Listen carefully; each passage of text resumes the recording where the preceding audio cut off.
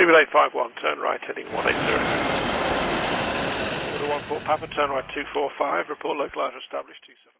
Welcome back to another video covering developments with the Boeing 737 MAX. On this occasion, it does not have to do with anything related to the ongoing series here on the channel. However, it does have to do with an update surrounding the 737 MAX's re-entry into service with the EASA, otherwise known as the European Union Aviation Safety Agency, who have been working on the type for some time, analysing whether or not the changes Boeing have made over the past 18 months since the worldwide grounding are adequate enough to recertify it themselves. According to Reuters, who released the news thanks to the EASA executive director, a decision on getting the plane in the skies again could come as early as November. This would likely occur, though, directly after the FAA's own certification of the type. However, that doesn't mean right away that the type would be ready to enter back into service with all airlines, especially within Europe. Firstly, the global pandemic will play a part in that, but also airlines will also need to acquire their national operator clearances to fly the type. So far, 3 regulators/aviation authorities have been flying with the Boeing 737 MAX. That being the FAA, so the Federal Aviation Administrator, the Canadian regulator, and also we have the EASA, who have been the centre of today's focus.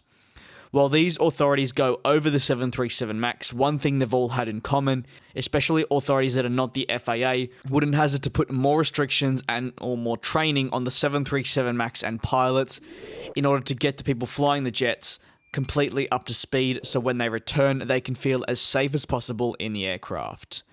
Boeing has adjusted the angle of attack sensors, which as we know for MCAS, only saw readings from one of the 2. They've now made it so the modified aircraft is reliant on both of the sensors. I've discussed the MCAS and also AOA sensors in depth in earlier videos here on the channel on that mini-series I was talking about. The EASA believes, though, it would be beneficial to actually install a third sensor to provide information.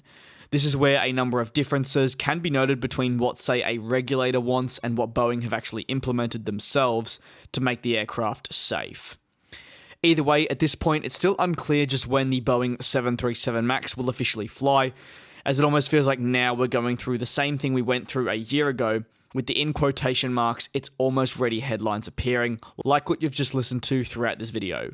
Although, with test flights currently ongoing, one can only hope that the type will be ready to return to service as soon as possible, but also in a way that is completely safe for all to eventually do so. So with that being said, what are your thoughts? Do you think the EASA aiming for a November month given the circumstances is something achievable, or do you think it's going to stretch into 2021? Let me know, and once again, thanks very much for the continued support you're showing throughout my videos. Stay safe, and I will see you all next time.